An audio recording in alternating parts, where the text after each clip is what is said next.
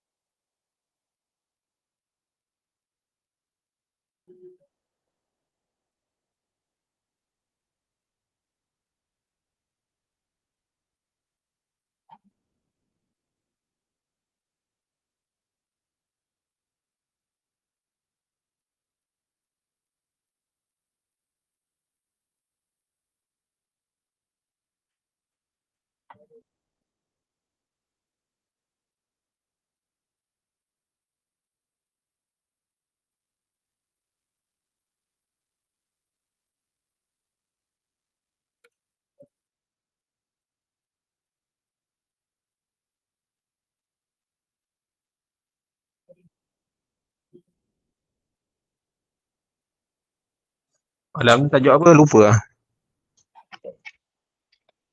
Apa dia? Tajuk. Tajuk malam ni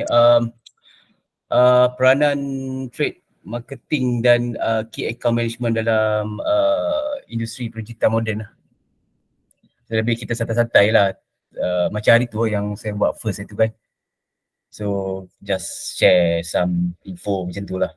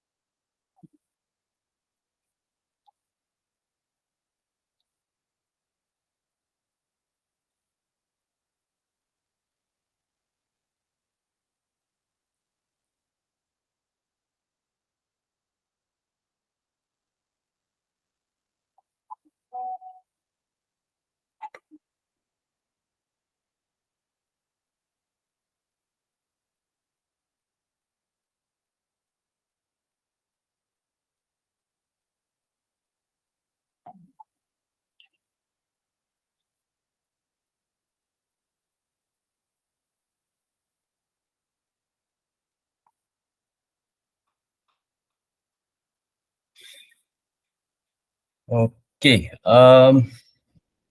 saya rasa dah 9. Okay.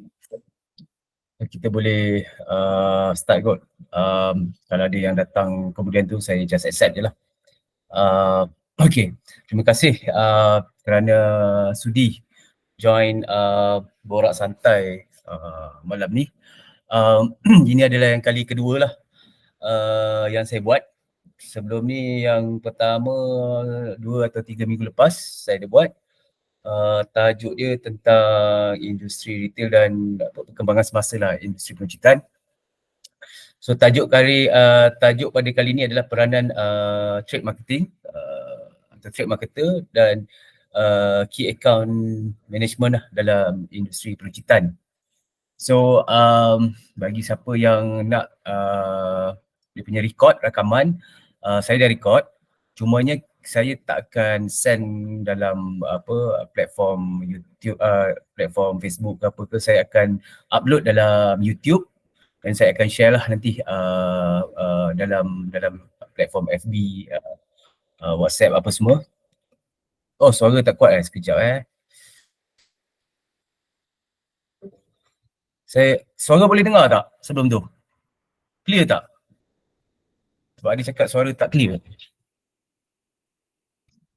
Suara boleh dengar tak? Jelas suara. Oh, suara jelas Okey, saya takut tak clear ni. Okey, kalau jelas okey. Okey. Sebelum kita mulakan, okey sekejap. Okey, sebelum kita mulakan nak kata perbincangan pun perbincangan jugalah. Kita pada malam ni mungkin ada yang dah kenal saya, okeylah. Yang belum kenal saya mungkin kali pertama, saya perkenalkan dulu diri saya. Okey, nama saya Syed Ahmad Rifai Al-Yahya bin Syed Bakar. Saya berumur 43 tahun. Basically saya dah dalam industri retail dan FMCG ni lebih kurang 20 tahun lebih lah. Saya bermula, kerjaya saya dalam bidang ni bermula seawal tahun 2003 macam tu lah, sebagai sales assistant di salah satu convenience store di Melaka masa tu.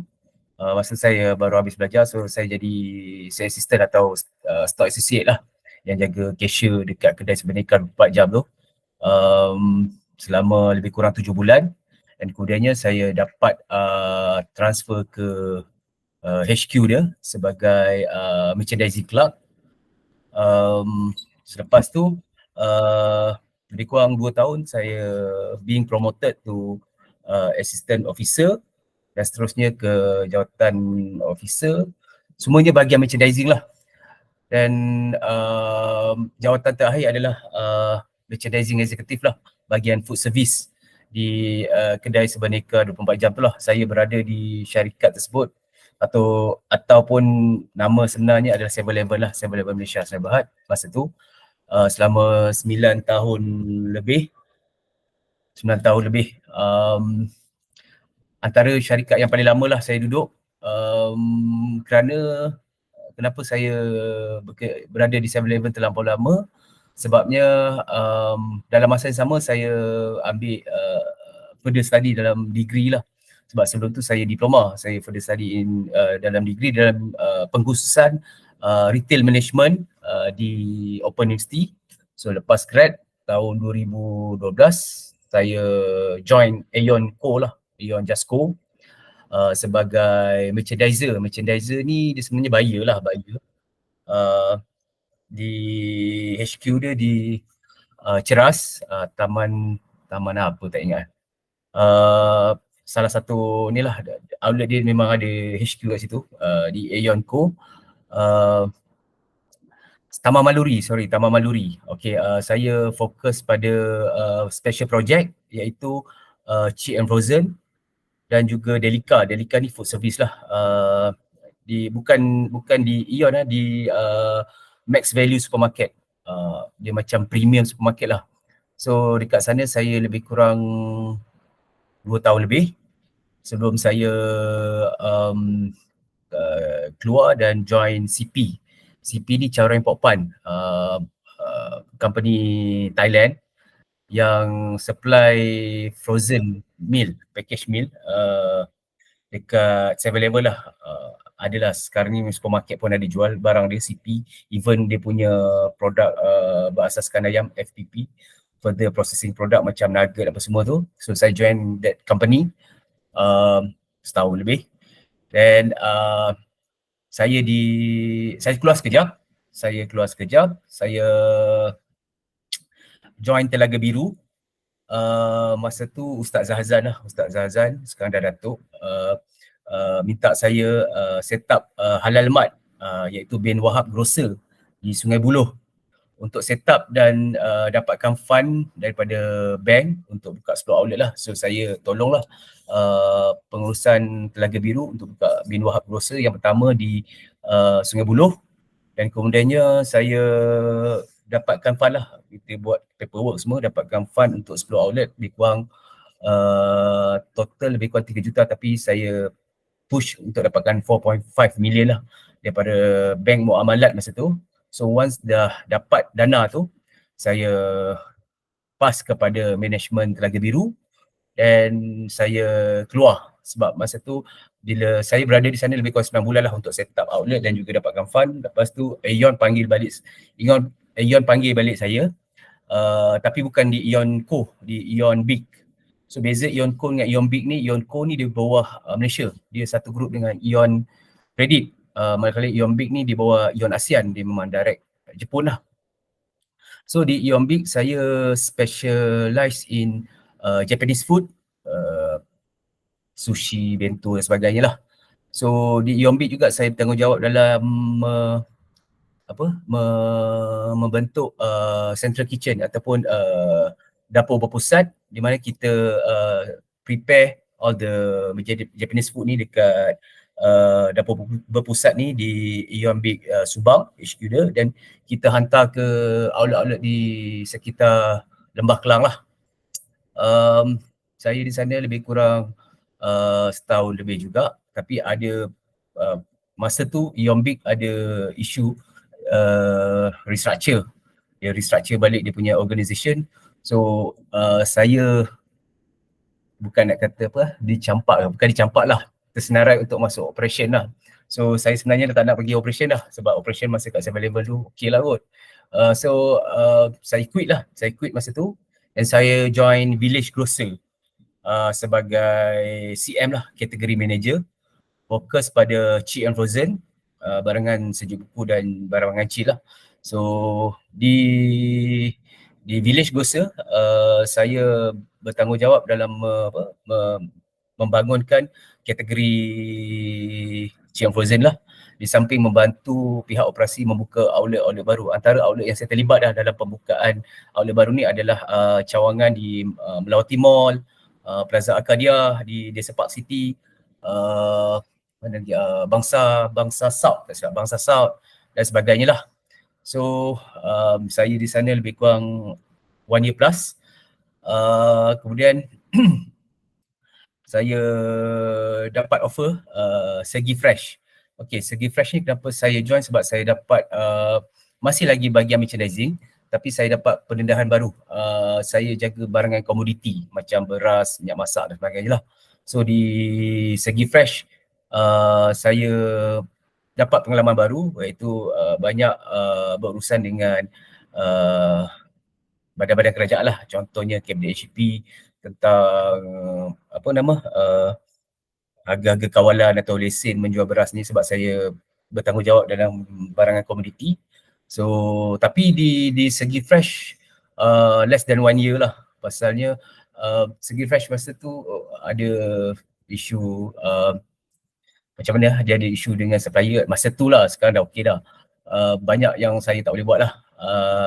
Supplier minta payment semua kan. So kita tak boleh nak fokus, dan saya decide untuk keluar lah, sebab saya rasa banyak yang saya tak boleh buat lah. Bila kita minta support daripada supplier minta kita settlekan dia punya payment lah sebelum ni. Kemudiannya saya orang kata menganggur lah sekejap dalam 2-3 bulan tu. Sehinggalah tak tahulah rezeki saya lah, saya dapat join Adabi. So Adabi saya join dalam 2018 lah sampai 2022. Lebih kurang 4 tahun, 3 tahun lebih, 4 tahun lah. So Adabi ni memang saya totally, orang kata tukar, maksudnya berubah lah 360 darjah.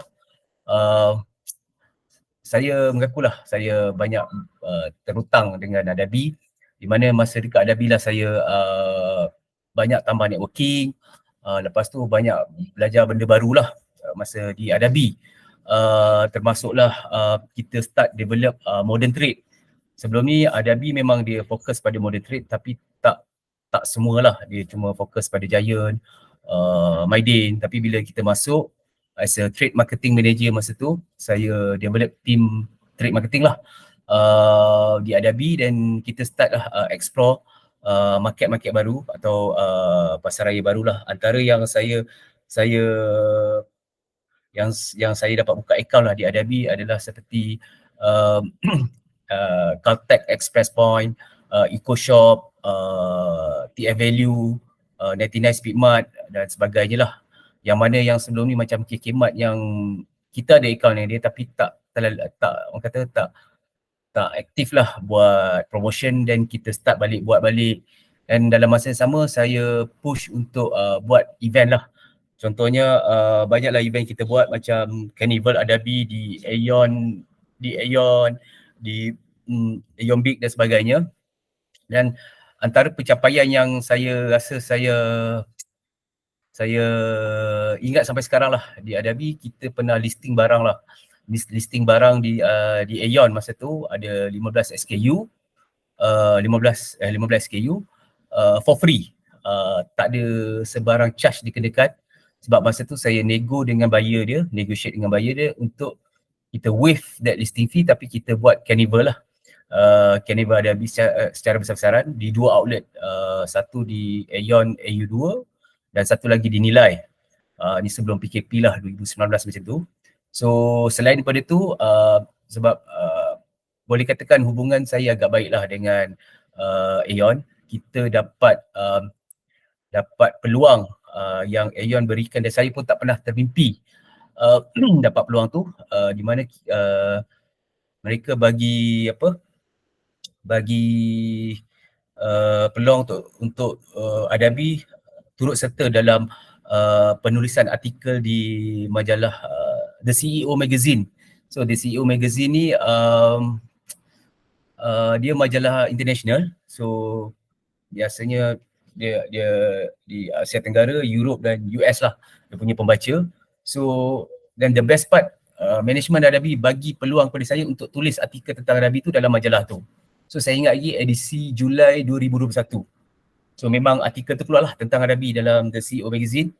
So itu antara yang saya rasa satu kuasa lah kat saya di Adabi. Dan masa yang sama juga, masa PKP yang kita semua tak boleh keluar kena kurung tu, saya telah menerima tawaran dilantik sebagai panelis untuk Retail Management Faculty di salah satu college swasta lah di PJ, Innovative International College kalau tak silap saya, sebagai orang kata bagi tunjuk ajar kepada intern dalam retail lah. So di samping saya pun ada bagi talk during the COVID bersama dengan pemain-pemain industri lain lah, antaranya dengan ST Rosham, dengan Aeon dan Post Malaysia dan sebagainya. So itu antara yang saya dapatlah peluang masa di Adabi. Sehinggalah 2022 selepas PKP, saya lama sangat dekat KL, saya dapat offer sebagai pengurus besar di MG Koopmart. So MG Koopmart ni adalah pasaraya yang di bawah Koperasi Makmur Malaysia Berhad. So saya memang nak keluar daripada KL, dah lama sangat, so nak berhijrah ke luar. So saya join MG Koopmart ni lah sebagai pengurus besar. Dan masa saya masuk tu memang it's quite challenges lah untuk saya. Pasal di waktu saya masuk tu diorang banyak hutang yang banyak lah dengan supplier. So kita terpaksa settlekan lah. Antara yang saya ingat, sebab saya bukan hanya mengetuai bahagian pasaraya saja, saya juga diamanahkan untuk jaga bahagian gudang di Semambu, Kuantan. So masa tu gudang mempunyai hutang dengan supplier lebih kurang 1.5 juta masa tu. So struggle lah untuk kita menurunkan kadar hutang tu. Kita jumpa balik dengan supplier, deal balik yang mana boleh return, kita return, clearkan stok-stok lapuk ni, dan kita buat clearance sampailah masa tu saya bawa tim daripada KL, daripada industri, saya bawa tim daripada Maidin, daripada Aeon, daripada Family Mart, 99 Speed Mart, ramailah. Saya bawa the whole team, bukanlah the whole team, dalam 4-5 orang lah yang jadi leader untuk setiap department lah, untuk kita berangka macam mana kita nak buat proses recovery ni lah. So kita berjaya turunkan hutang daripada 1.5 mil kepada tak silap saya 60 ke 70 ribu masa tu dah tinggal, dan kita buat balik lah dan start buat contract dengan supplier. So kita buat macam modern punya sistem lah, corporate punya style, yang kita ada contract dengan supplier, yang kita tahu siapa yang main dengan modern trade, dia tahulah perjanjian terma dagangan atau trading term agreement lah. So it's very technical, dan contract tu lah kita boleh generate buy income dalam outlet kita. So daripada situlah saya orang kata generate revenue dan juga keuntungan kepada MG Koopmart. Namun sebab saya tak pernah dengan koperasi, saya adalah satu perkara yang terjadi which is saya tak setuju dengan pengurusan. It's about integrity lah, cukup saya cakap sebagai integrity atas sifat untuk menjunjung tinggi integrity tu. Saya quit lah. Saya seorang je quit actually, tapi saya tak sangka pula the whole team quit dan kita orang keluar, dan saya masih lagi di Pahang masa tu. Dan lepas tu lah PDM, Pasaraya Darul Makmur, panggil dan set up untuk diorang punya merchandising department lah. So saya jadi head of merchandising di Pasaraya Darul Makmur. Kalau siapa yang tak tahu, Pasaraya Darul Makmur ni adalah rangkaian pasaraya di Pahang di bawah pentadbiran Majlis Ugama Islam Pahang, dan ditadbir oleh nama singkatannya MUIB lah, Majlis Ugama Islam Pahang, dan ditadbir oleh MUIB Holdings. So MUIB Holdings ni dia jaga semua entiti perniagaan di bawah MUIB, Majlis Ugama Islam Pahang. So masa tu saya tolong set up lah, saya buy contract sebenarnya. So lepas setting semua, dan saya decide untuk bukan decide untuk resign sebenarnya. Saya nak buat sesuatu yang lain. Instead of bekerja, saya nak buat sesuatu yang saya boleh bagi something kepada community. So sebelum tu FGV Dairy pun ada panggil saya. FGV Dairy panggil untuk saya jadi head of marketing lah. Untuk FGV Dairy ni salah satu anak syarikat FGV Holding lah. Dia punya produk adalah susu segar jenama Bright Cow. So FGV Dairy ada panggil saya. CEO dia sendirilah, CEO dia adalah Datuk Izhar. Datuk Izhar ni CEO FGV Dairy dan juga owner pada Tamu Hotel dekat Kampung Baru.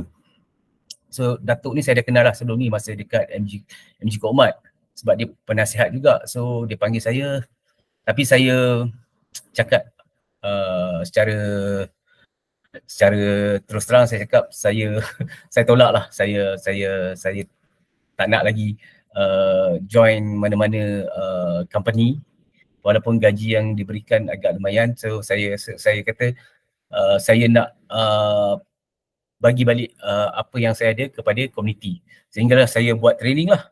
So seterusnya saya buat training dan saya buat coaching antara company yang telah saya bantulah sebelum ni adalah dua company di Kelantan, iaitu Sasabil Trader, dia kedai runcit, dan satu lagi adalah distributor lah di Kelantan, Taman House Malaysia Sdn Bhd. Itu antara klien saya dulu lah.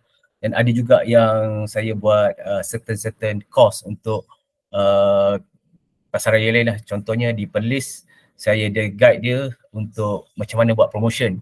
Kalau siapa daripada Perlis tahu, saya rasa tahu kot siapa yang daripada Perlis, Pasaraya Karim.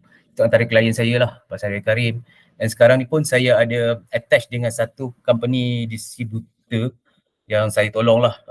Dia buat, dia distributor untuk santan. ZNZ, tak silap saya ZNZ kot nama company tu. So dia ada tiga warehouse, Puncak Alam, Jertih dan juga Alustar. So saya pun tolonglah develop dia punya business untuk masuk modern trade lah. So selain daripada itu saya aktif juga dalam social media, antaranya Facebook, YouTube dan juga TikTok.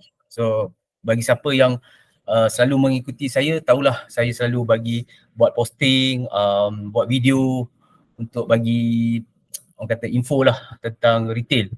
Dan dalam masa yang sama saya sebenarnya saya dah siapkan buku buku untuk retail, tajuk dia Menang Dalam Peruncitan, Industri Peruncitan lah. Cumanya masih lagi dalam proses untuk printing. So kita tengah tunggu publisher kita bila untuk print lah. It's a physical book, bukan e-book lah, physical book. So bila dah siap nanti saya akan wawarkan lah tentang buku tu. So itu secara ringkas mengenai background saya lah dalam industri peruncitan dan juga FMCG. So hari ini kita sebenarnya nak borak pasal peranan trade marketing dan key account management dalam industri peruncitan lah. So dia bukannya branded sana, buku rasanya bila publish. Okay, buku ni by right by this month saya tengah kerja publisher. Sebab buku tu dah siap dah bulan 7 tahun lepas lagi, bulan 8, 7 ke 8 tahun lepas dah siap dah. So saya tengah push untuk diorang, sebab diorang tengah buat design, lepas tu dia untuk publish lah. So nanti apa-apa dah siap saya akan bagi tahu lah yang pasal buku tu. Okay, so kita pergi ke topik kita lah. Okay, topik biasanya kalau dalam platform ni kita saya tak ada buat slide, sebab slide ni biasanya training lah. So lebih pada santai lah. Maksudnya dia punya format feel free to orang kata nak tanya soalan ke, nak bagi idea ke. So kita santai lah. So tajuk kita yang saya rasa saya pilih lah malam ni, peranan trade marketing dan key account management dalam retail industry. Sebelum kita pergi lebih jauh, so saya terangkanlah apa tu trade marketing, apa itu key account lah, key account manager atau dan trade marketing manager lah. Basically trade marketing manager ni orang yang bertanggungjawab dalam melakukan aktiviti promosi lah untuk tingkatkan perolehan terhadap produk mereka di kalangan peruncit dan pemborong lah. Dia takkan pergi ke pembeli. Dia dalam istilah retail ni kita panggil B2B lah, business to business. Dia deal antara retailer dan juga distributor atau supplier saja. Di peringkat tu saja. Di bahagian retailer, di bahagian customer adalah tugas peruncit lah untuk jual barang dia. So ia juga memastikan ketersediaan produk, suatu produk tu dan bekalan yang konsisten lah, serta merangka promosi ataupun apa-apa event ataupun program pemasaran. So itu adalah basically apa yang dimaksudkan tugas trade marketing lah. Sebab banyak orang confuse antara trade marketing dengan key account. So sebelum saya bagi tahu perbezaan dia, saya terangkan yang kedua adalah apa fungsi atau tugas key account manager ni. Key account manager ni adalah orang yang bekerjasama dengan pelanggan terbesar dia lah, ataupun dia punya klien terbesar. Contohnya kalau siapa yang main contohnya macam company-company besar, dia akan klien-klien terbesar macam Maidin, Lotus, dia akan control.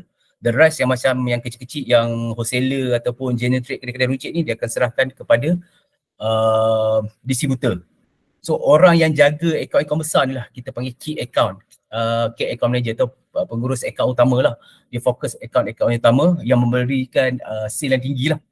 So selain daripada tu, dia juga bertanggungjawab untuk jaga hubungan yang baik lah, in terms of negotiation, lepas tu perkongsian strategik, dan juga dia juga memerlukan kemahiran skill yang tinggi dalam merangka sebarang, orang kata apa, merangka sebarang pembukaan akaun baru ataupun nak develop sesuatu akaun tu, dia antara orang yang kata apa, yang penting lah. So macam mana, apa beza dia? Orang tanya lebih kurang je kan trade marketing dan key account ni. beza dia di sini ialah trade marketing ni dia more on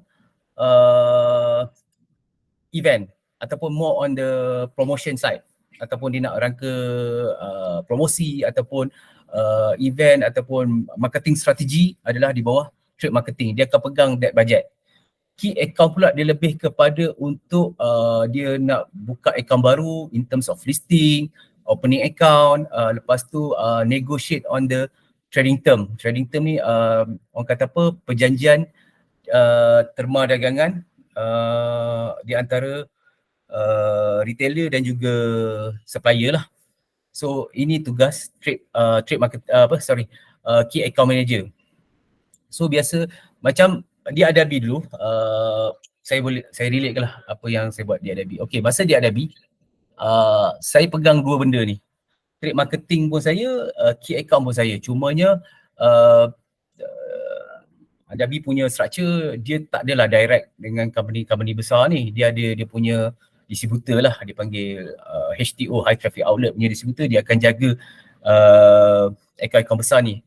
Walaupun kita lihat dia lah key account dia, tapi sebenarnya dia lebih kepada distributorship saja. Cuma kita sebagai wakil HQ terpaksa jadi jadi key account manager lah untuk pihak distributor ni. So basically itu adalah peranan mereka dalam retail industry lah. That's why bila pergi ke GT, General Trade, dia akan bagi ke distributor lah. Kalau perasan, yang ni saya boleh share sikit lah. Antara yang sangat mementingkan structure ni adalah salah satunya adalah Nestle lah. Sebab saya pernah deal dengan Nestle. So Nestle ni dia walaupun dia punya klien diuruskan oleh dia punya distributor, hanya satu saja klien ataupun retailer yang dia uruskan secara direct, iaitu 99 Speedmart. Saya pernah tanya Nestle macam mana untuk dapatkan servis direct daripada Nestle. Dia cakap you punya sale maknanya retailer punya purchase lah.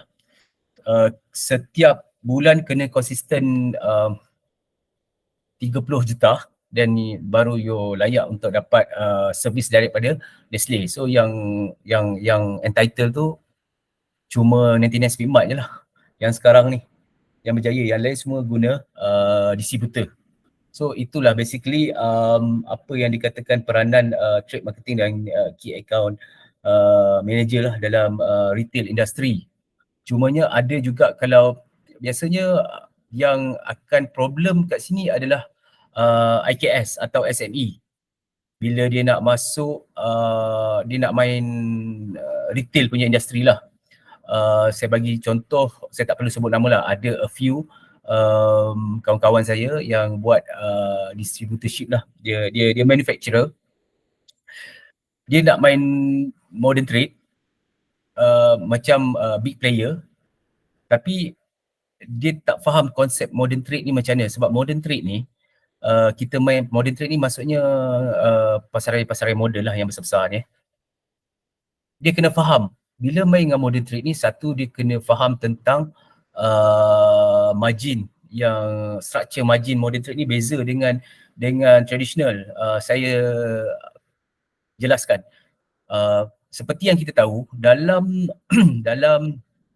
industri peruncitan, kita cuma ada satu margin je. Maksudnya whatever yang kita jual dekat customer, dan itulah yang margin kita dapat. Maknanya harga jual tolak harga cost, that different tu margin kita. Itu yang kita tahu. Tapi dalam peruncitan moden, dia ada 3 margin sebenarnya. 3 jenis margin. Yang pertama adalah front margin. Front margin yang saya sebutkan tadi itulah. Whatever kita jual pada customer, then itulah margin kita dapat. Secondly is back end margin. Back end margin lah yang orang kata apa, daripada trading term agreement tu ataupun perjanjian terma dagangan yang disetkan oleh pemain-pemain industri yang besar ni lah. Contoh back end margin ni, contohnya kalau dia macam kita, dia bayar dalam tempoh yang, contohnya kita bagi kreditor 30 hari, dia bayar kurang daripada 30 hari.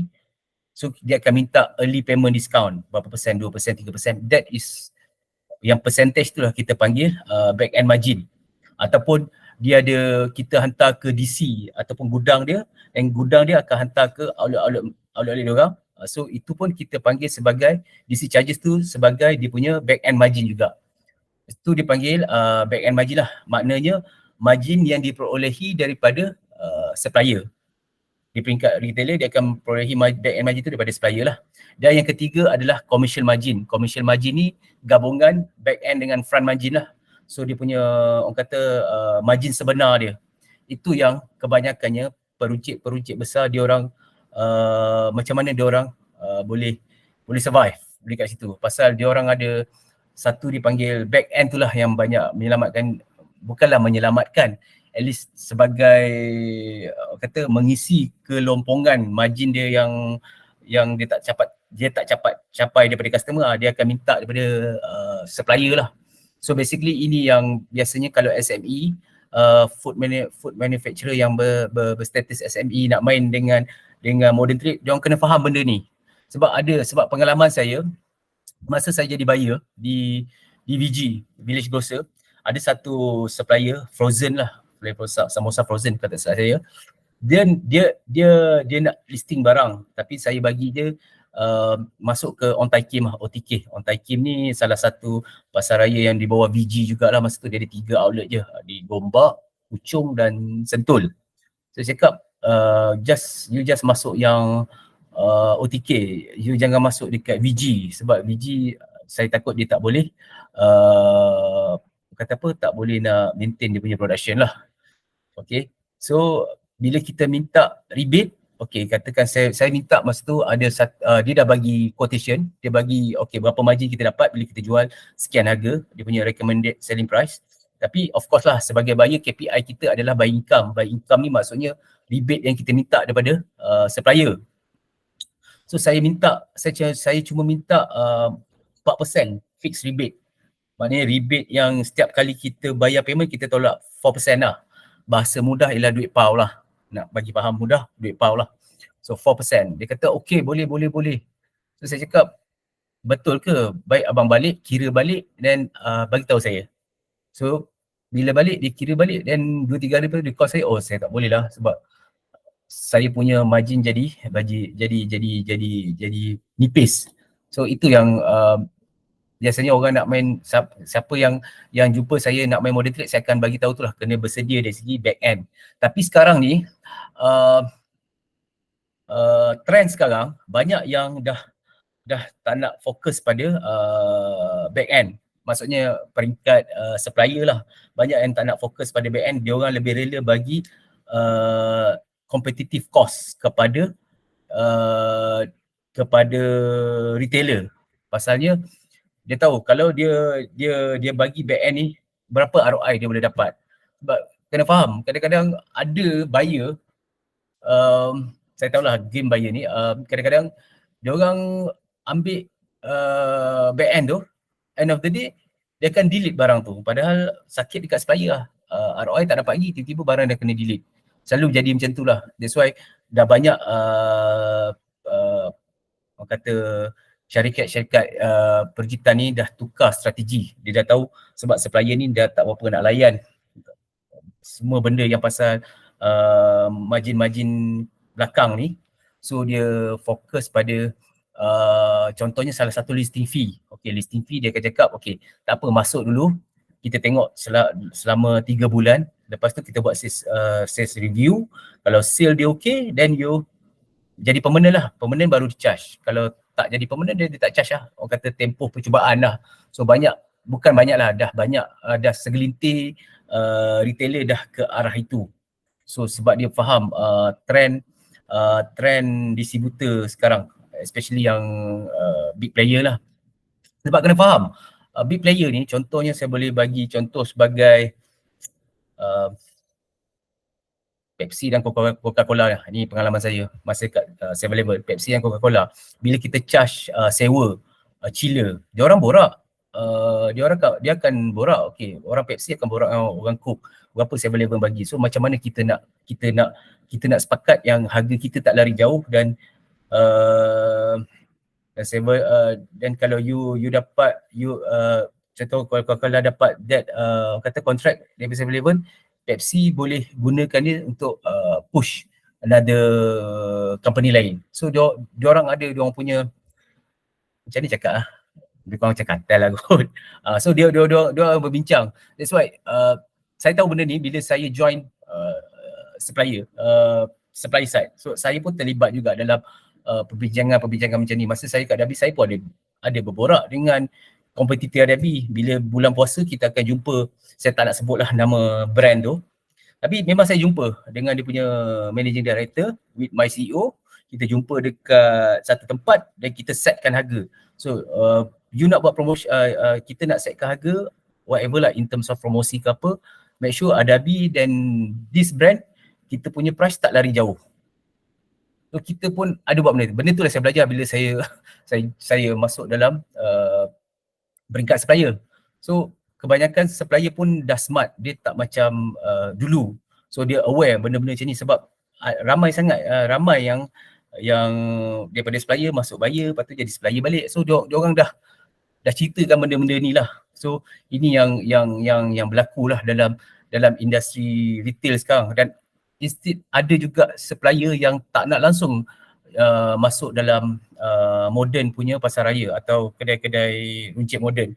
Dia lebih prefer masuk kedai-kedai runcit biasa sebabnya tak perlu bayar listing fee, tak perlu bayar opening account, dia just bagi cost yang paling rendah dan kau jual lah. Sama dia boleh dapat cash lah. So itu yang ada di dalam trend sekarang lah. Itu yang pertama lah. Yang keduanya, untuk SME biasanya saya akan cakap lah, ini berdasarkan pengalaman dan saya buatlah orang kata kajian jugalah masa di Adabi. Bila kita tengok kita punya distributor, diorang kuat kat mana cash flow dia. Kebanyakan akan cakap, bukan kebanyakan lah, mostly semua akan cakap dia akan kuat dekat general trade ataupun kedai-kedai runcit biasa. Biasanya sebab itu adalah dia punya cash flow, sebab dia dapat cash. Berbanding dengan modern trade, dia kena kredit. So daripada situlah saya nak kata cipta, tak cipta lah, tapi saya advise kebanyakan orang yang tanya saya, kalau nak main distributorship ni buat nisbah 60-40 lah, 60%, 40%. 60% adalah general trade, 40% adalah modern. Kenapa 60% general, 40% modern? Pasalnya 60% ni kita lebihkan pada general trade sebab dia dapat cash. Bila kita letak barang, kita dapat cash, dan itu yang akan kita pusing, kita rolling kita punya cash flow. Manakala 40% kena ada untuk modern trade, pasal modern, pasal dia punya kata kita punya penetration tu secara besar-besaran. So maksudnya kita boleh masukkan kita punya barang dalam kuantiti yang besar dalam pasaran moden lah, sebab biasanya dia akan banyak cawangan, lepas tu dia akan beli dalam kuantiti yang besar. Of course lah kita perlukan penetration tu untuk kita letak dalam profile kita. Tetapi problem dia ialah dia bayar kredit. Itu yang masalah kalau kita tak pandai urus, kita punya cash flow akan sakit kat situ lah. Sebab sekarang ni pun dah ada yang buat 60 hari dia punya credit term, pasal model lah 60 hari, which is sakit lah kita sebagai supplier untuk rolling. That's why disebabkan itulah saya advise siapa-siapa yang nak main distributorship ni, lebihkan kepada general trade. At least yang ni dapat kredit yang lama pun dia boleh cover dengan kita punya GT lah, general trade atau kedai-kedai biasa ni. Cuma problem kedai biasa ni, you kena fokus pada bilangan outlet yang you service lah. Kena buka banyak kawasan, selalu pergi service kat kedai dia. Dan konsepnya, kalau biasanya dia akan guna van sale lah berbanding PO taker. Okay, dia ada dua jenis kaedah dalam kita nak ambil order kalau kita main distributorship lah. Satu van sale ni maksudnya kita load barang kita dalam van, pergi kawasan-kawasan tertentu, kita jumpa dengan tuan kedai, okey cakap kita ada barang ni sekian, okey dia ambil, dia pilih-pilih, kita keluarkan dari van kita atau lori kita dan dia bayar cash lah, contohnya macam roti gardenia tu. Itu konsep van sale lah. Ataupun yang keduanya ada PO taker lah. PO taker ni maksudnya salesman datang, dia check barang kita dekat outlet dengan dekat backroom kita. So dia bagi tahu okey, sekian barang ni tak ada. So order lah. So owner kedai ataupun whatever lah buyer akan issue PO lah, keluarkan PO yang dia bagi dekat salesman, dan salesman akan proses untuk hantar stok lah. So itu basically yang apa yang berlaku dalam distributorship lah, ataupun konsep pengedaran di dalam orang kata apa, retail industry di Malaysia ni. So saya buka soalan kalau nak tanya, ni berdasarkan pengalaman dan inilah kita share idea lah, orang kata taklah terlampau formal. So secara santai-santai lah. So kalau ada soalan boleh tanya, saya cuba jawab. Saya buka soalan.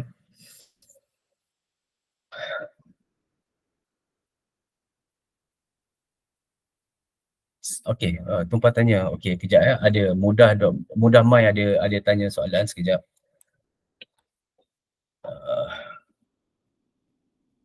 Okey.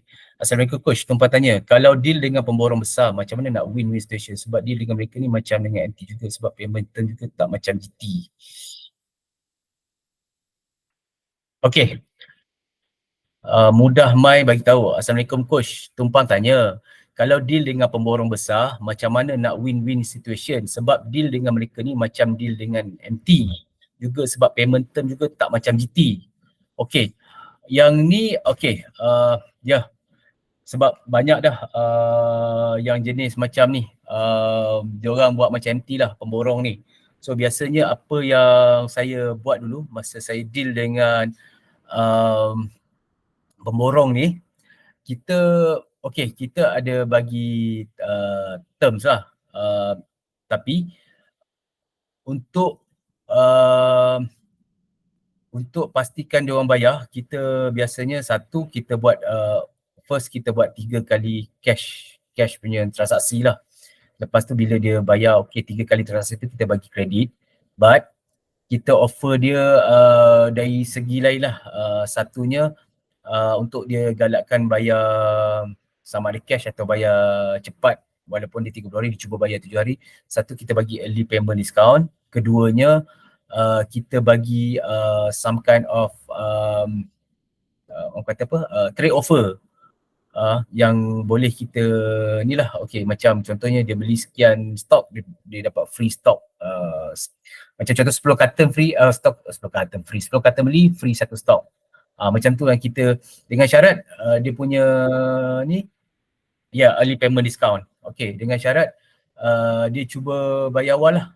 Trade offer, betul. So itu antara yang kita buat dululah. Of course lah, kalau boleh kita buat kontrak juga dengan dia lah, untuk yang pemborong ni. Sebab pemborong ni kena faham juga tau. Dia, sebab saya facing benda ni pasal pemborong punya perangai ni, bila saya develop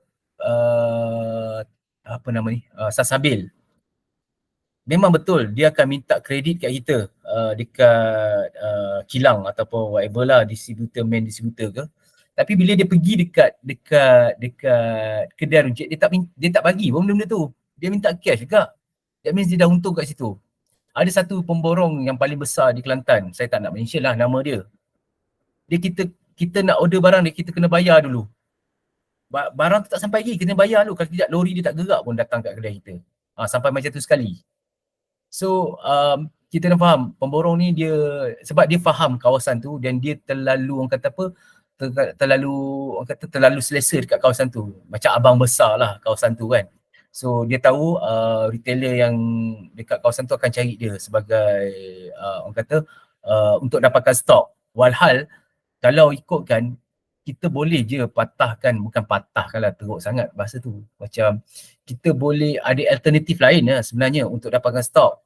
Sebab kalau siapa tahu, sekarang ni kita ada 3 cara untuk dapatkan stok sebenarnya, which is orang tak banyak tahu, tapi saya share je lah.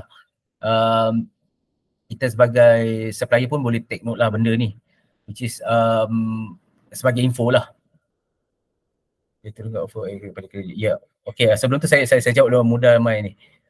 Betul coach, kita bagi pada dia tapi dia tak turun offer kredit pada market, betul. Hujung-hujung kita pelik kenapa bagi offer tu but tak ada off take kat market dari pemborong. Ya, betul. So tu memang betul. Memang dia tak bagi pun, dia simpan untuk dia. Tapi dia create lah cerita macam-macam. satu lagi kena faham, pemborong ni dari game satu lagi tau. Which is saya pernah terkena dulu dekat Adabi jugalah. Dia one of the dia macam pemborong lah, tapi dia distributor sebenarnya, tapi perangai style dia macam pemborong lah. Dia memang carry barang kita, tetapi dia tak fokus pun barang kita. Dia akan fokus barang yang mana dia dapat package yang menarik daripada manufacturer yang lain atau principal yang lain. So dia akan fokus yang tu lah. Yang margin besar, ya betul, yang margin besar. Dia fokus yang tu. Sudah ni kita pun tak tahu. Kita bagi kat dia, kita bagi offer macam-macam, tapi off take macam tu, even teruk lagi. That's why banyak yang ambil balik, supply sendiri direct ke retailer. Okay, balik pada saya pada persoalan, bukan persoalan lah, apa yang saya cakap tadi, sebenarnya retailer sekarang ni dah ada tiga sumber utama dia nak dapatkan barang. Yang pertama melalui inilah supplier atau distributor ni ataupun pemborong ni lah. Itu yang pertama, itu saya rasa semua orang tahu kot. Yang kedua, dia sekarang ni dah ada pasaraya moden ataupun retailer yang besar ni yang offer stok kepada kedai-kedai kecil. Dia panggil B2B team, business to business team. So business to business ni yang biasanya yang ada warehouse, dia akan beli stok yang banyak daripada supplier ataupun manufacturer, dan diorang supply kat di samping diorang supply kat outlet diorang, dia akan supply kepada kedai-kedai kecil lah. So of course lah, ada barang yang murah, ada barang yang mahal sedikit lah. So retailer, kedai-kedai kecil ni kena bijak lah buat cost analysis. So tapi cumanya diorang kebanyakannya akan bagi cash terms lah. Tapi ada juga yang bagi kredit, bergantung macam mana diorang punya payment, punya history lah, pembayaran ni cantik ke tak. Okay, itu yang kedua. Dan yang terkini sebelum saya pergi ketiga, yang terkini yang buat macam tu adalah 99 Speedmart pun dah start buat bulk punya purchase. So dia beli dalam kuantiti besar, dia supply kat kedai-kedai kecil lah. So dia boleh generate dia punya income. Itu yang kedua lah untuk sumber dapatkan sumber stok. Dan yang ketiga adalah Jimat Biz. Siapa, saya tak tahulah kalau yang tahu pasal Jimat Biz, JIMATBIZ.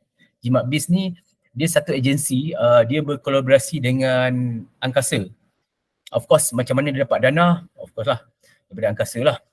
So Jimat Biz ni dia akan beli stok, dia dapatkan stok, dia ada satu warehouse, dan stok ni dia memang untuk supply kepada kedai-kedai kecil lah. So cara nak daftar dia ada pergi ke website Jimat Biz lah. Kat situ kita kena register kita sebagai retailer, dan dia akan bagi kredit dekat situ. Dan adalah syarat-syarat dia. Mostly banyak barang yang diorang tawarkan, banyak brand-brand besar yang bercollaboration. Cumanya kita kena tengoklah, sebab ada certain barang pun tak murah juga harga dia. So sekarang ni retailer pun dah tahu, dah banyak yang tahu, especially yang kedai-kedai tradisional yang kat KL, diorang dah aware pasal Jimat Biz. Kadang-kadang diorang pun ambil daripada yang channel nombor 3 ni lah, Jimat Biz ni.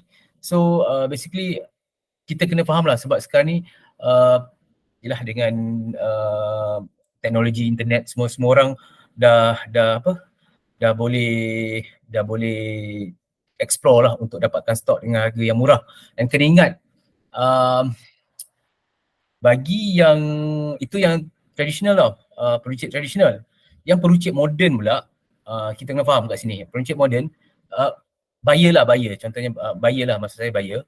Diorang ni ada satu, diorang buat analisis cost lah, cost analysis. Kadang-kadang ada 2-3 multiple distributor yang offer barang yang sama, tapi cost yang berlainan. Dia akan kira balik dia punya dia akan buat cost analysis. Sebab cost analysis diorang, kalau kita tahu cost analysis, biasanya kita compare, ini yang normal saya bagi tahu. Kita compare, okay, supplier A, supplier B, supplier C. Bagi quotation, kita tengok mana yang murah yang kita decide untuk ambil lah. Itu yang standard. Cuma kalau yang modern trade punya analysis, dia sedikit berbeza. Maksudnya, okay, supplier A bagi, B bagi, C bagi. Okay, harga tak samalah tiap-tiap satu. Ini pengalaman saya, yang ni yang saya buat. Saya bukan dengan cakap orang. Ini yang saya buat sepanjang saya jadi buyer lah. Untuk saya dapatkan cost efektif Dan sama saya boleh naikkan margin saya tanpa perlu saya naikkan saya punya selling price. Biasanya kalau kita nak naikkan margin, logically kita akan naikkan selling price kan. Tapi ini adalah satu kaedah di mana kita tak perlukan naik selling price, tapi kita kena buat analisis cost untuk dapatkan cost yang betul-betul minimum, dan automatically kita punya margin akan naik kat situ. Caranya ialah dia akan tengok balik back end margin dia yang dia dapat. Back end margin dia dapat tu, okay, harga cost yang dia dapat daripada supplier, bagi supplier itu dah net lah. Bagi dia orang letak dalam quotation tu adalah net lah tu. Tapi bagi saya as a buyer masa tu, saya tak anggap tu sebagai net. Saya anggap tu sebagai kasar lagi. Cost yang kasar. So apa yang saya buat untuk dapatkan net, cost tu saya bahagikan, dia ada formula lah. Basically saya macam ni lah dia punya formula. Cost yang daripada quotation dibahagi dengan 100 peratus tambah dengan berapa percentage margin. Contohnya back end margin dia bagi early payment discount 4% kan. So 100 bahagi 100 tambah dengan 4%, 104% tu. Okay, cost bahagi dengan 104% tu, itulah saya punya net cost. Bila kita kira balik margin kita based on selling price yang sama, kita akan nampak ada peningkatan margin kat situ. That's why orang panggil retail is detail kalau dalam macam modern ni. That's why itu yang kita buat sebelum ni. Dan termasuklah income lain lah, macam listing fee ke apa ke, rental punya apa, secondary display rental, block display ke yang supplier bayar, dan saya akan masukkan juga. Yang mana yang terbaik itulah saya akan pilih sebagai barang yang kita nak ambil tu lah, cost yang kita nak ambil tu. Itu yang modern lah. Siapa yang pergi modern, itulah dia punya cara sebenarnya, cost analysis. Okay, saya tanya, saya cerita sikit. Okay, Mudah My, supplier pemborong B2B team, beli untuk outlet sendiri dalam masa yang sama. Okay, ni betul. But supply, okay, yalah, ini macam saya cakap tadi. Buat cost analysis, beli dari supplier barang tu dengan harga yang murah dari supplier lain. Ini adalah kaedah untuk tingkatkan margin kita, beli kita dapat cost yang terbaik. Okay, ini yang saya cakap adalah beli dapat yang cost, dia akan bagi quotation yang harga yang murah, tapi at the same time kalau kita ada trading term yang diorang dah sign, so yang inilah yang akan menurunkan lagi cost kita. Macam saya cakap tu lah, yang formula tadi tu lah. So itu adalah modern trade punya trick lah, macam mana diorang nak dapatkan cost yang lebih murah, menjawab kepada statement Mudah My tadi. Itu basically yang berlaku lah, yang macam mana modern trade buyer untuk dapatkan cost yang yang efektif, termasuklah benda-benda lain lah, scan rebate apa semua tu, another part lah, tapi yang utamanya dia akan buat cost analysis lah untuk dapatkan ni, because end of the day dia akan reflect pada dia punya KPI juga. So dia akan berapa margin dia boleh generate itu, dia akan jadi KPI dia. Sebab dalam retail industry kena faham, untuk front margin ataupun sale dan front margin yang dekat customer tu adalah KPI pihak operasi. Pihak operasi ni pihak yang menjaga bahagian outlet lah. So pihak merchandising yang rebate lah, itu adalah dia punya KPI. So that's why dia terpaksa buat analisis, macam-macam analisis untuk make sure that dia achieve dia punya KPI. Tu beza dia merchandising dengan operation. So masa saya tu, saya terpaksa lah setkan, bukanlah set KPI, kita nak make sure that every single cents yang kita dapat tu achieve kita punya KPI yang disetkan oleh pihak pengurusan lah. Itu yang saya katakan tadi, dia punya buat cost analysis dan sebagainya lah. Well, kalau lanjutan pada ni, ada satu lagi. Coach, betul ke? Sebelum tu saya ni Mudah.my. Coach, betul ke antara cara nak dapat shelf space modern trade yang lebih ni, if kita offer special rankings untuk produk kita, so that shelf space mereka kemas dan cantik untuk display produk kita? Ya, betul.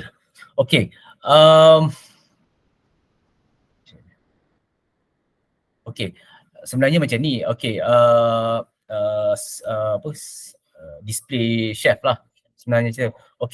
Menjawab Mudah My ni, Dia kata betul ke cara nak dapat shelf space modern trade yang lebih ni, kita offer special racking display tray yang cantik untuk produk kita. So that shelf space mereka kemas dan cantik untuk display produk kita. Ya, betul. So maksudnya kalau kita offer standee ke apa ke yang mobile punya racking, so yelah, dia lebih sukalah. Satunya lebih menarik, keduanya dekat part kita boleh buat brand awareness lah, tapi kita kena tengok juga dia punya space, sama ada space ke tak ada space. Kalau pasar raya saya rasa tak ada masalah, tapi kalau convenience store tu kena tengok jugalah dia punya tempat kadang-kadang sempit, so kita letak rack pun payah juga. Cumanya lanjutan daripada tu, dia orang lagi suka kalau kita sewa tempat dia orang. Maknanya kita, macam ni cakap, kita sewa lah, contohnya secondary secondary display macam gondola N tu, yang bahagian depan atau belakang tu, gondola N tu. So kalau kita sewa, dia lagi happy lah. So maksudnya dia dapat income, passive income kat situ. Siapa yang join, siapa yang follow TikTok saya sebelum ni, saya ada cerita pasal satu video yang mengatakan macam mana kita boleh convert daripada supplier kepada secondary customer. Primary customer adalah yang datang dekat okay, sebelum tu Brenda Sandon has okay, Brenda nak tanya saya boleh tanya sebelum saya pergi. Ada soalan coach. Spicer. Okay. Sebagai supplier untuk general trade, bagaimana nak approach kedai-kedai? Okay. Ni Badrul Syam. Salam coach. Sebagai supplier untuk general trade, bagaimana nak approach kedai-kedai runcit dan minimarket setempat? So kena aktif lah, pergi sana. Pergi jumpa tuan kedai dan bawa lah katalog untuk kita promote kat dia. Satu, keduanya dengan cara yang saya sebut tadi, van sale. Bawa van tu penuh dengan barang, pergi masuk kedai dia orang, tanya okay, kita ada barang ni sekian, dan offer lah, dan kita keluarkan stok yang kita ada, dan dia pilih stok tu, dan kita keluar dan terus bayar lah. Tapi yang Badrul Syam tadi, untuk pastikan konsisten, salesman kena rajin lah pergi servis. Itu biasanya yang problem ialah salesman tak rajin servis lah. Sebab yang general trade ni dia orang nak servis sebenarnya. Maksudnya ada salesman yang datang tengok frequency of service, betul. So dia nak salesman rajin datang tengok barang apa semua kan, dan ada komunikasi lah antara dua pihak lah, merchandising. Okay. Tadi saya ada cakap, okay, yang Brandon tadi ada raise up hand, nak tanya soalan. Boleh tanya? Atau tertekan tadi? Okay. Okay, sebelum tu saya cakap, okay coach. Oh, tertekan, sorry. Okay, tak apa. Okay, coach, bila coach sebut pasal santan tadi, boleh tak coach share sikit strategi nak pasarkan all the sign dalam segmen santan ni, sebab terlalu banyak brand dalam GT dan MT. Thank you in advance. Okay, cerita pasal santan. Santan kotak lah, saya assume santan kotak lah. So market share dia, kita tahulah siapa dia punya market share terbesar. So saya tak perlu sebut lah nama brand tu, kita semua tahu. So okay, untuk santan ni sebenarnya dia terlampau banyak brand. Cumanya kita tak explore channel-channel yang lain. Maksudnya macam ni, kebanyakan yang saya perasan, tak kisahlah apa brand pun, dia akan pergi dekat pasar raya, kedai runcit. Pasar raya, kedai runcit. Sedangkan sekarang ni, kafe pun dah guna santan sebagai dia punya salah satu ramuan dia dalam penghasilan kopi. Contohnya saya pernah tengok Dunkin Donut dah pakai satu brand santan dalam dia punya kopi tu lah. So satu channel cafe Horeca lah. Horeca kita patut explore lah kat situ. Of course lah, kita kena buat food testing lah. Maksudnya kena taste dia tu memang ngam lah dengan kopi ke apa. Itu satu, Horeca. Keduanya, jawab soalan tadi, kita terlepas pandang tau.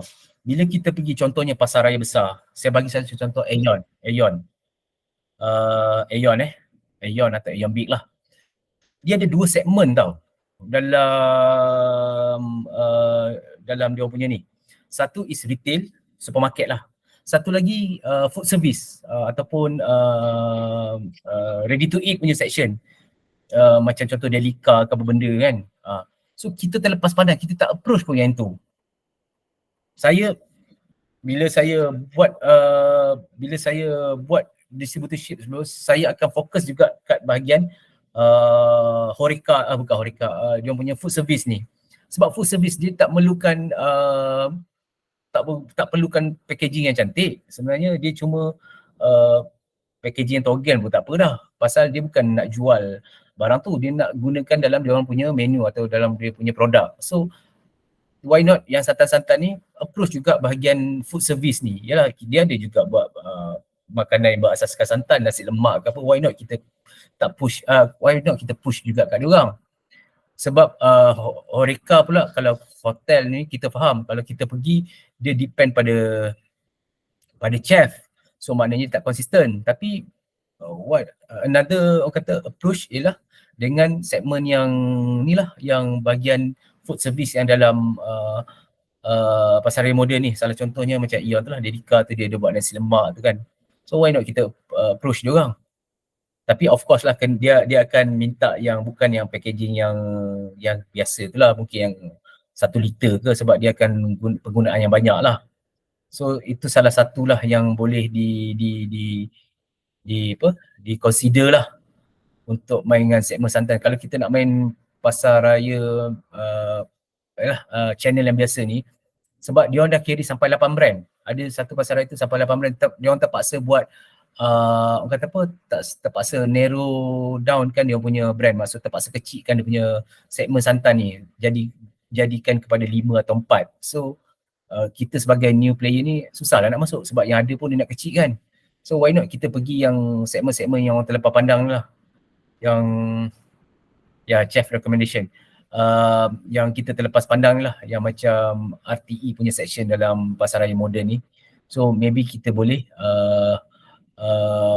fokus atau approach. Kalau VG, village pantry pun kita boleh cuba. Village pantry ni bahagian food service dalam village grocer lah.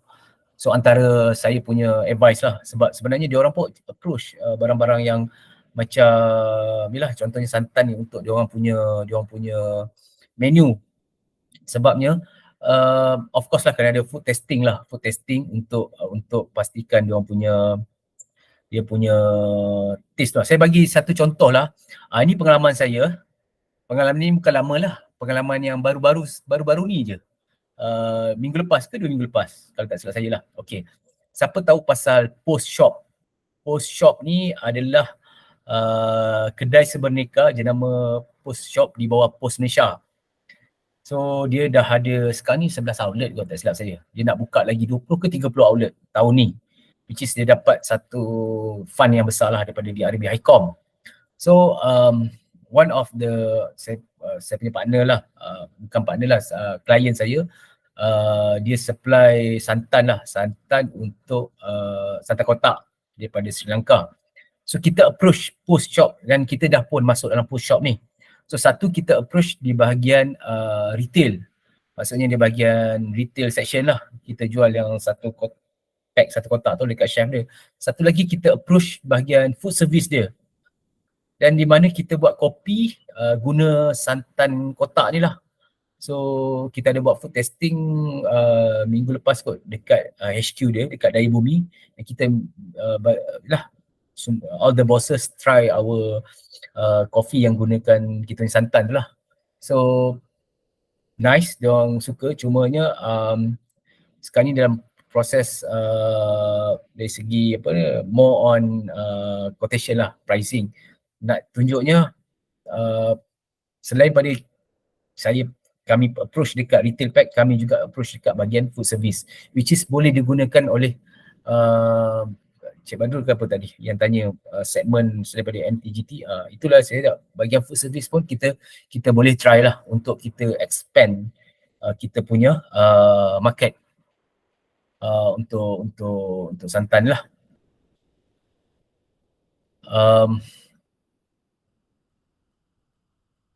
So ada soalan? Oh ya, saya dah jawab belum yang pasal video tadi?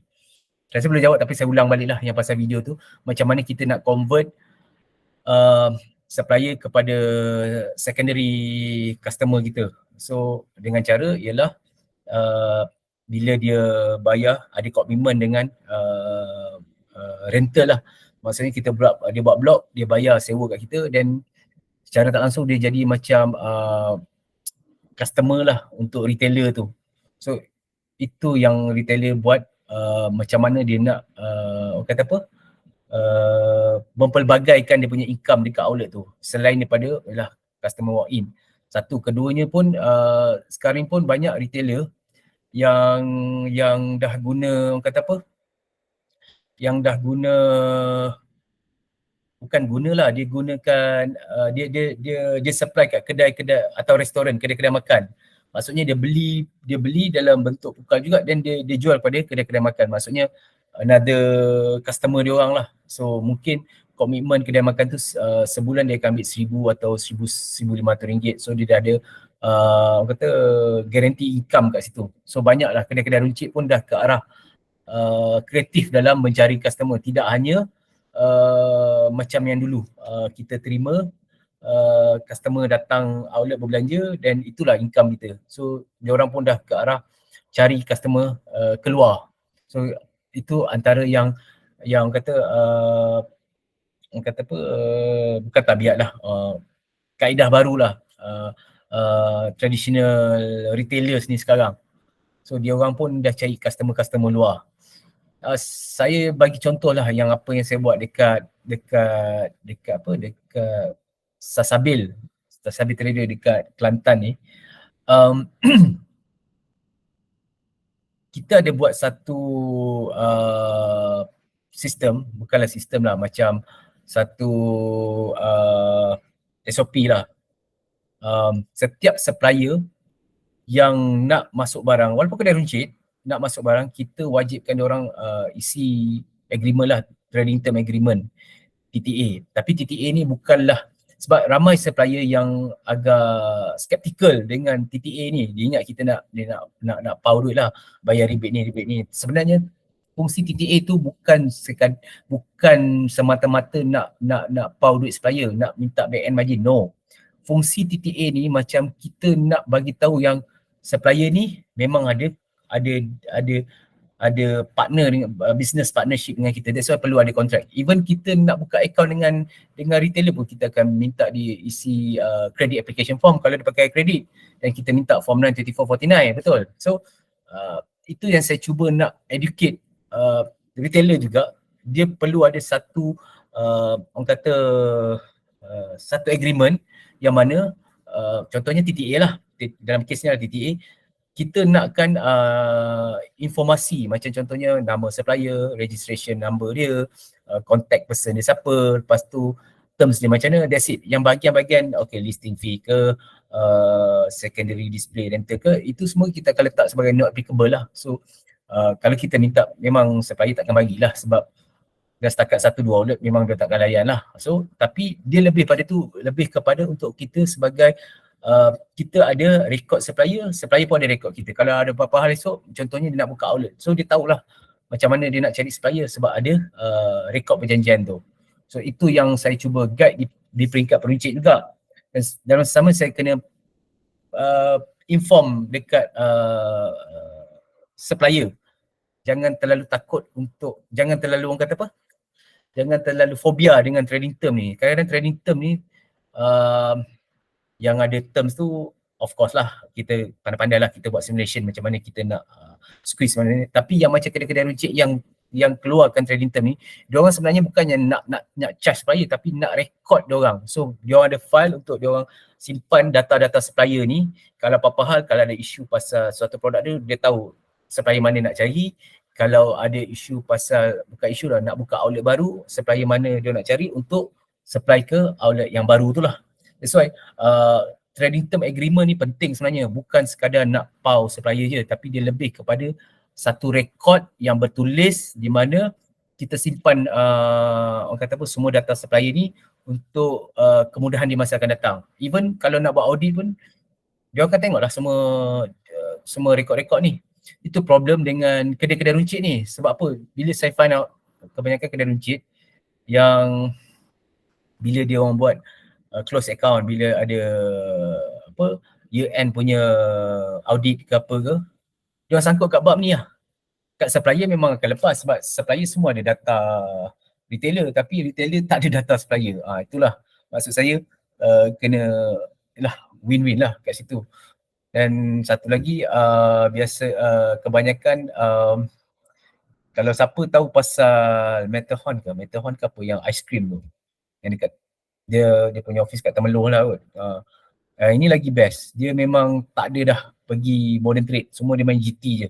So dia tak nak peningkan kepala dia nak semua nak dapat cash lah. So dia boleh jual pada harga yang murah lah aiskrim dia. So sekarang itu yang berlaku lah dalam market sekarang. Yang saya boleh share lah sedikit apa yang berlaku lah. So ada soalan?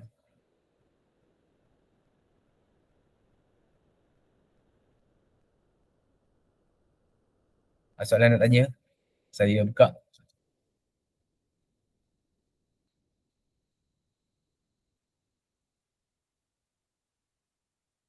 Okay.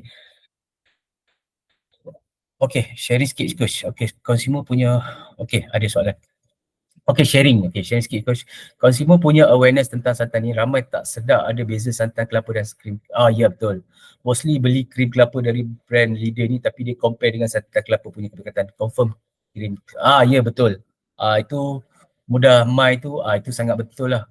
Mudah Mai ni supplier santan ya. Banyak cerita pasal santan ni. Ya. Banyak yang confuse pasal santan kelapa dan krim kelapa. Memang betul. Bila buat comparison, of course lah krim kelapa akan menang. That's why kena supplier kena, siapa yang main santan, saya tak tahu lah, ini pandangan saya lah. Yang saya pun dah baru attach dengan company santan ni. Satunya kena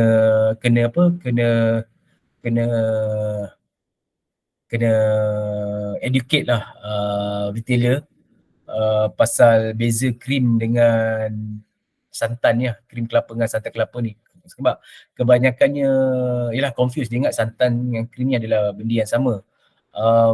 Ya betul, sharing, kena educate lah.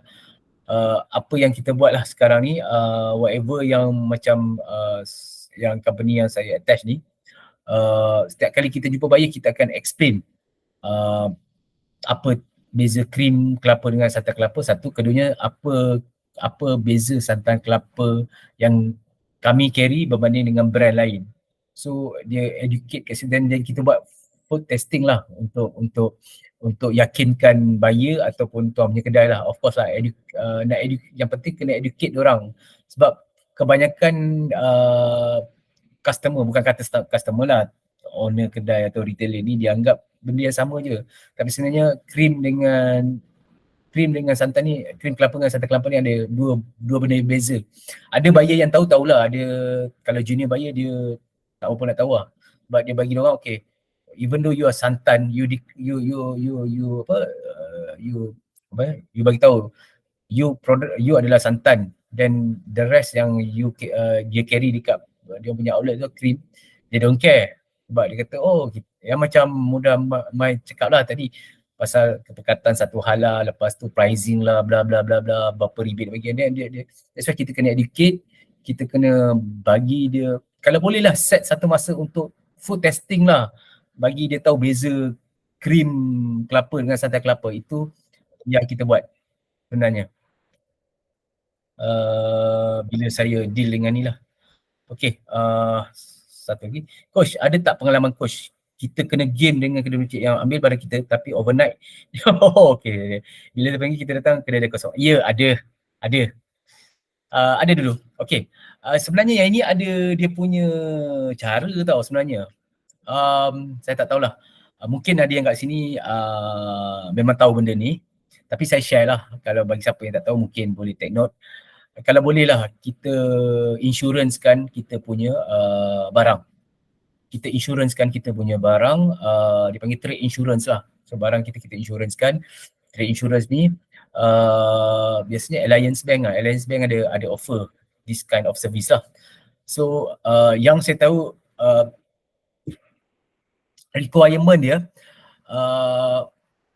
untuk kedai runcit baru, untuk 3 bulan pertama bila kita insurancekan barang kita ni lah, dia akan minta bayar 3 kali transaksi, bayar cash lah. So lepas 3 kali transaksi cash tu mungkin dia boleh consider untuk bagi kredit lah, 30 hari ke berapa hari ke. So andai kata berlaku satu case, macam contohnya bawa lari barang overnight, okay, keluar barang bawa lari, kedai tutup apa benda semua lari, kita tak dapat detect, dia orang akan cover that losses, that trade insurance company lah, dia akan cover that losses dengan syarat kena ikut dia punya regulation lah. Tapi andai kata kalau dia tak lari dan kita push dia tak bayar dia ni, then of course lah you kena bagi letter of demand lah untuk dia bayar. So kalau kata dia lari tak dapat nak detect mana dia pergi, then of course lah dia akan minta whatever policy report ke apa benda, then dia akan bayar balik that losses lah. Dia, sebab kita dah insurance kan kita punya stok tu. So menjawab soalan tadi, kalau orang bawa lari, kalau kita insurance kan dia akan bayar balik lah. That's why banyak company Chinese buat macam tu lah.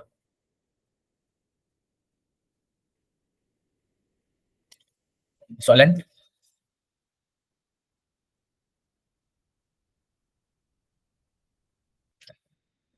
Sekarang kadang tak ada pilihan. Okay. Itu kena, saya tak pasti, kena check. Sebab dulu saya ada baca, dia ada package dia, tapi saya tak ingat lah. Sebab saya cuba nak buat untuk mana itu Taman House itu. Saya ada minta lah dia punya proposal, ada. Tapi Mudah.my kalau nak dia punya contact person, saya ada. Orang bank ni boleh contact dia, dia akan bagilah. Macam mana saya, sebab okey, kejap saya check dalam phone ada ke, saya simpan lagi ke dia punya contact tu.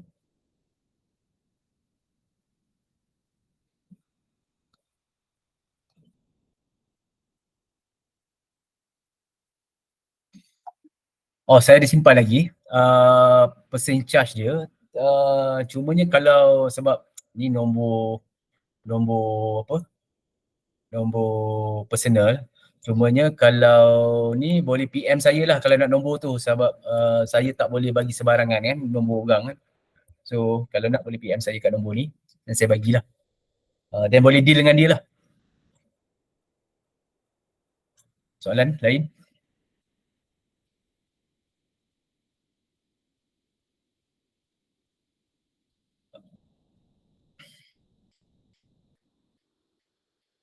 Ada soalan sebelum saya lah kita, sebab perkongsian biasanya saya tak buat lama, saya buat dalam sejam setengah macam tu lah. Sebab kita share kan, tapi saya akan cuba buat sekerat yang boleh lah. Mungkin lepas ni 2 minggu sekali saya akan buat, tengok pada audience lah.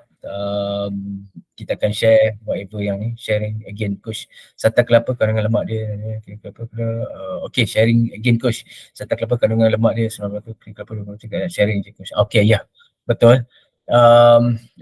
Mudah.my this is orang kata apa, dia punya percentage dia lah. Ini yang basically apa yang ada lah. Cuma saya tak share pasal kita tak fokus pasal kelapa lah, santan kan, kita distributorship. By right, inilah dia punya kandungan dia. Santan kelapa kandungan lemak dia 19%, krim kelapa pula 20% ke atas. Yelah, memang betul lah. That's why santan kelapa ni dia agak ni sikit. Orang tak tahu banyak pasal dia punya kandungan lemak ni. Actually lemak tu lemak sihat lah sebenarnya. Dan kalau tak silap saya, krim kelapa ni lah selalu diorang guna untuk kopi jugalah kalau tak silap saya, sebab dia punya lemak tu.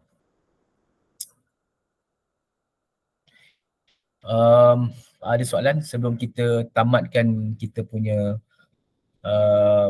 santai ni? Sebelum tu saya letak kat bahagian chat, boleh follow saya punya YouTube lah. YouTube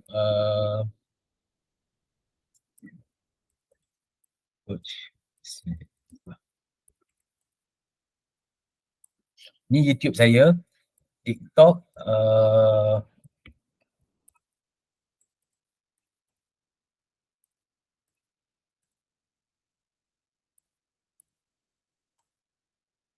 lagi FB lah.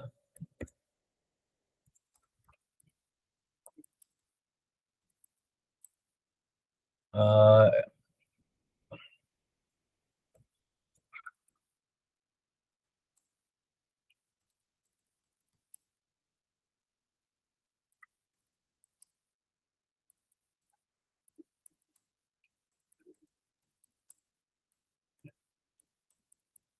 okay, saya ada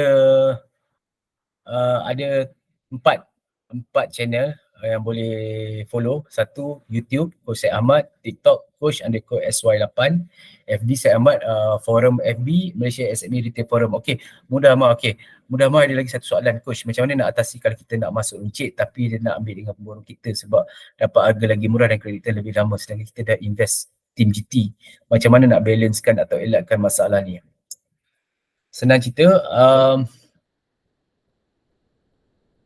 okey, ini yang dihadapi oleh Adabi sebelum ni. Cumanya kita kena buat price structure lah.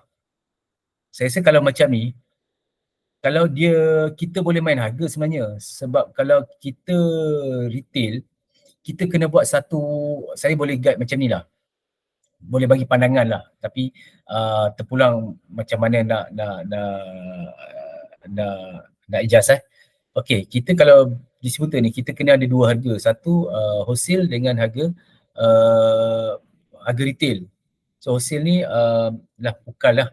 So, harga retail ni harga yang dia beli sikit, of course harga dia tinggi. Cumanya ni dua yang standard harga. Cumanya untuk pemborong ni, harga wholesale ni kita kena pecahkan lagi berapa yang kita kena set satu margin yang mana kalau GT kita masuk market, dia boleh bagi harga lagi murah daripada pemborong. Maknanya kita kena set tiga structure harga. Maksud GT tu general trade, sorry. Farid, maksud GT tu general trade, kedai-kedai tradisional. Dia ada dua, MT, modern trade, ke GT. Kedai-kedai runcit, ya. Okay. Lastly, team saya okay. Itu saya cakap tadi, kena buat satu cost structure. Maksudnya biasanya kita ada dua lapisan harga, satu wholesale, satu retail punya price. So dekat wholesale tu kita kena pecahkan kepada dua, satu untuk tim GT dan satu untuk wholesale yang kita bagi pemborong-pemborong ni. Make sure yang GT tu privilege dia lagi tinggi lah daripada pemborong supaya kita boleh menang masuk dekat kedai-kedai runcit biasa ni. So structure tu secara bahasa mudahnya tengok balik structure kita punya structure harga. Make sure harga yang kita bagi kat assessment kita lagi cantik berbanding dengan kita bagi kat harga pemborong. Yes, pemborong pasal dia beli barang kos yang tinggi, dia boleh dapat harga murah, tapi make sure harga yang dia dapat tu kita kena letakkan satu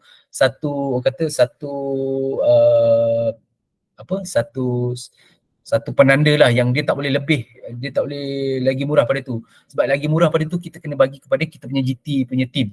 Sebab GT punya team ni team kita. Sebab whatever dia jual akan masuk dalam akaun kita. Dan yang pemborong ni pihak luar.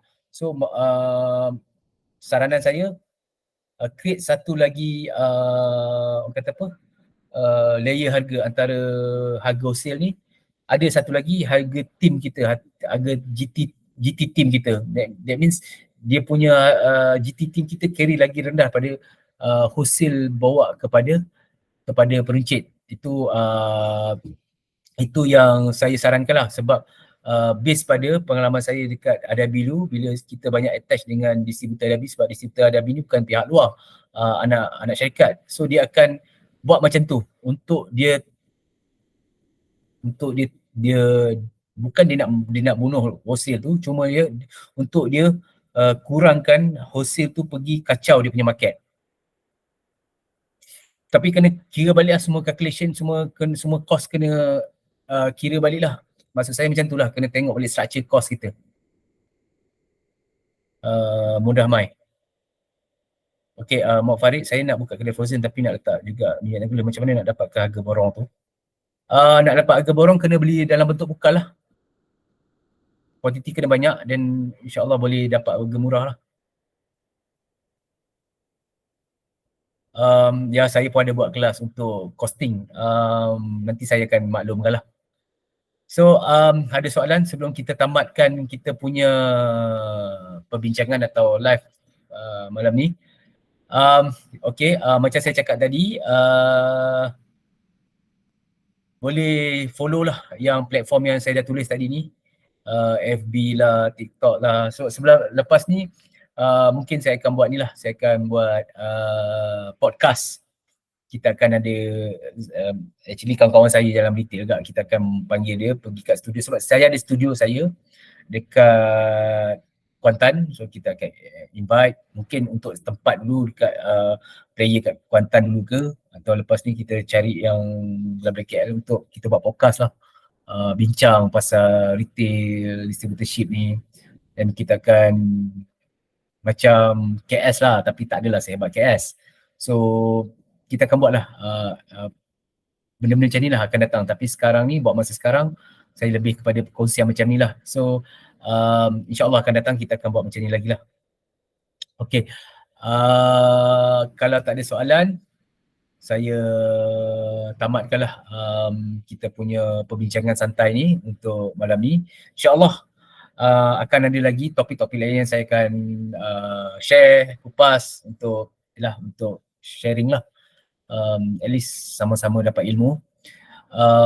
Untuk yang nak rakaman ni, saya memang record, cuma saya tak akan bagi direct lah, saya akan post dalam atau upload dalam YouTube, dan boleh tengok dalam YouTube lah. Dan saya akan share nantilah YouTube tu, dan boleh tengok dalam tu lah. So kalau tak ada soalan, terima kasih kerana sudi meluangkan masa pada malam ni. InsyaAllah kita jumpa lagi di masa-masa akan datang. Terima kasih semua.